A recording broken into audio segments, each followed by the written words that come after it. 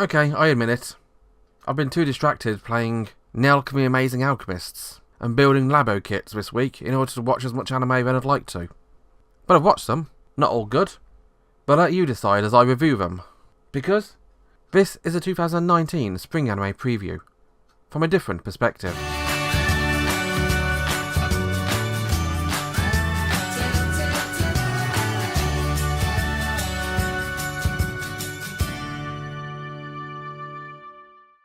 It seems that one of the best ways to advertise your area in order to get young people to move to it these days is to create an anime about it. We had a few in the past. A while back we had You Don't Know Gunma, and this season we've got Yatagami-chan Kansatsu Nikki, an anime all about Nagoya, as our main character, Jin, has recently moved there, and is surprised to find a very, very cat-like girl attending his school. Now the cat-like girl, Monica, is very much a cat-like girl. She has cat ears in her hair, she speaks in a very feline way, and she acts all like cat. But of course, the anime isn't about her being a cat girl.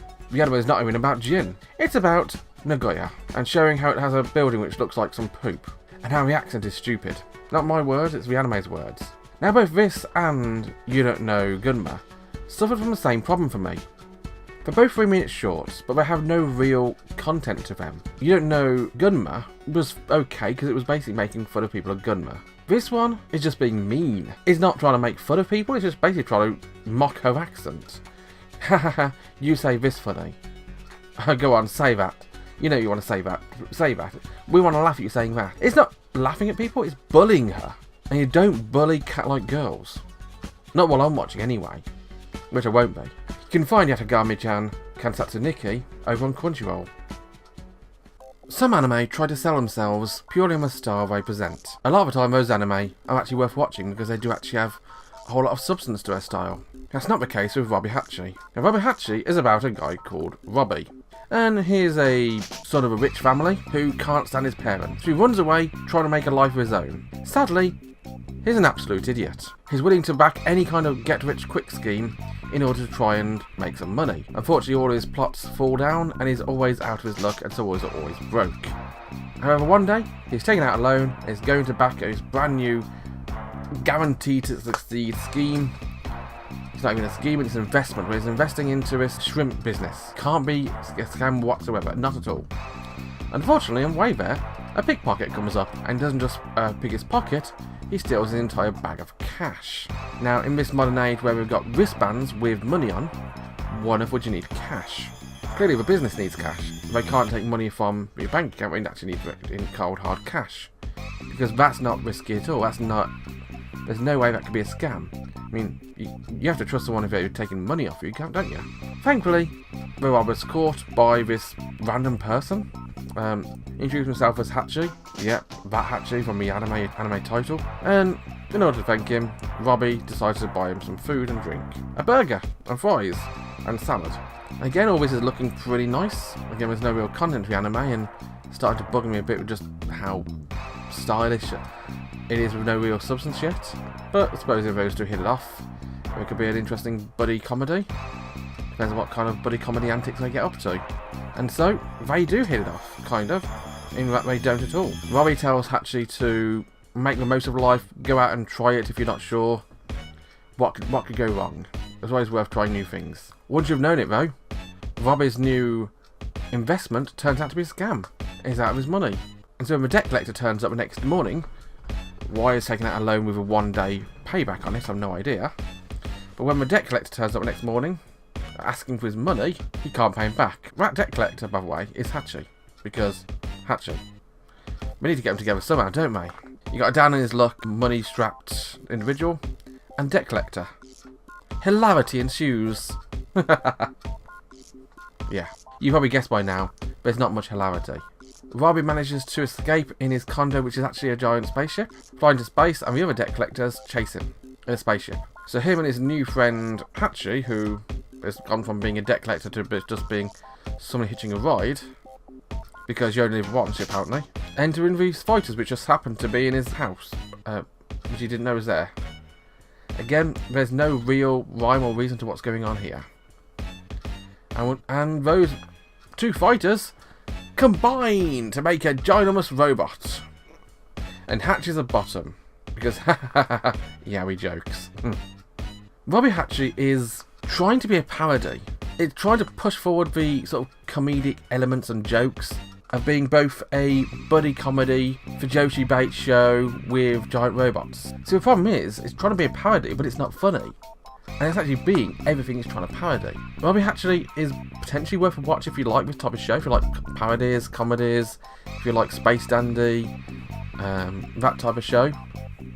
If you like bright, colourful space comedies. But it's not for me. I'm not going to recommend this one at all. It's airing over at Funimation. But it's kind of a growing trend with anime this season.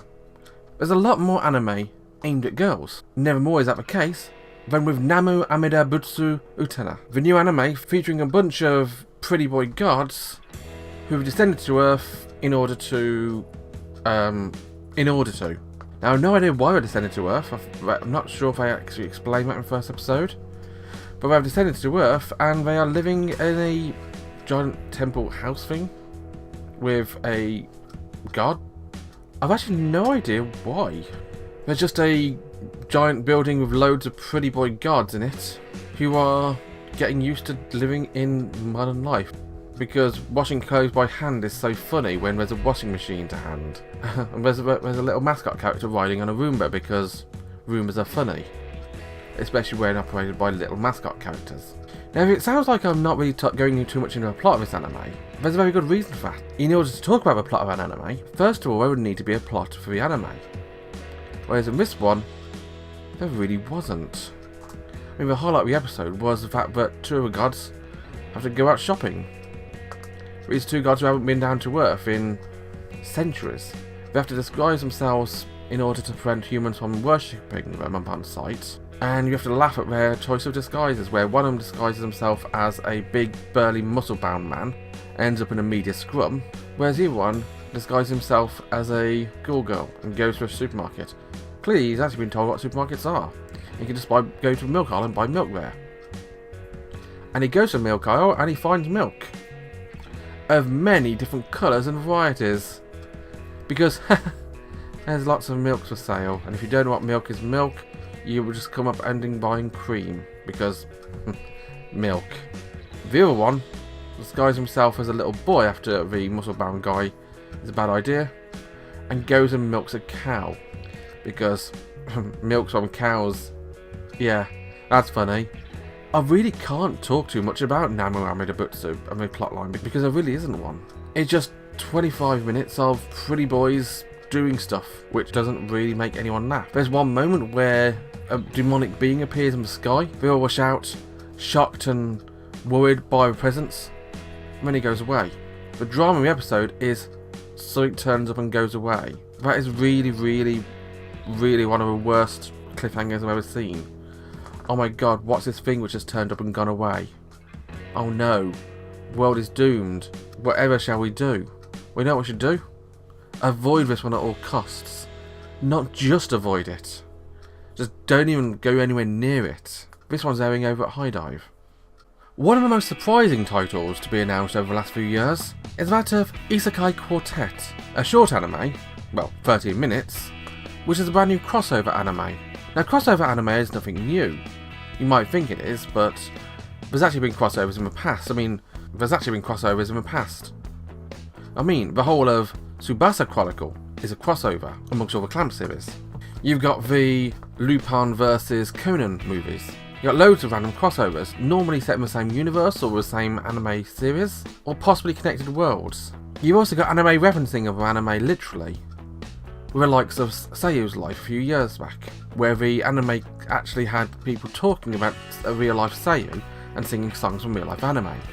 But never have I ever seen an anime which does what this next one does.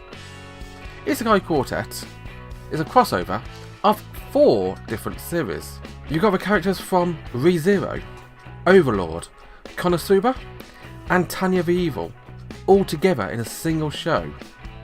And 3 of those shows I actually like. But how on earth does this happen?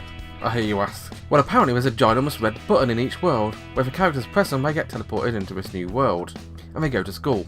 Suppose you got to have a setup somehow. And it's not so much about the setting, it's about watching these anime characters who should really not know each other at all, crossing over and getting to know each other. I mean, what will Aqua think of this whole undead army led by Momonga and with the likes of succubuses, vampires, demons? What's going to happen? Well, she's going to try and turn undead, that's what. Although, that's probably less threatening than an explosion from a certain lolly sorceress. And of course, what's the like of Tanya and her very sadistic, very pessimistic view of things gonna view when she sees a generic guy in a tracksuit top with a half-elf and 2 demon twin allies? It's a mashup of unexpected proportions, but it's a sort of character comedy which really fits this type of show most. You're not going to try and tell any kind of major story with these characters, you're just going to throw them together and see what happens. So that's the main difference between this and the other show which I talked about just. The other show looks like it really wants to be serious. It wants to show that these characters are pretty boys, whereas Isekai Quartet is just silly character comedy with cheaply drawn animation. Let's all laugh at them. What we will get is some amusing comedy, and even more of a reason why I need to finish Overlord. You can find Isekai Quartet airing over at Funimation. And now you see what I mean when I said not all the anime was good. Thankfully there's a few more shows to review, and if you want to catch up with those, be sure to like and subscribe to this channel, and join me next time as I look at those 4 fine and new shows and tell you what I think of them. And let me know in the comments what you thought of these shows, and thank you very much for watching. Have a wonderful day. Bye bye.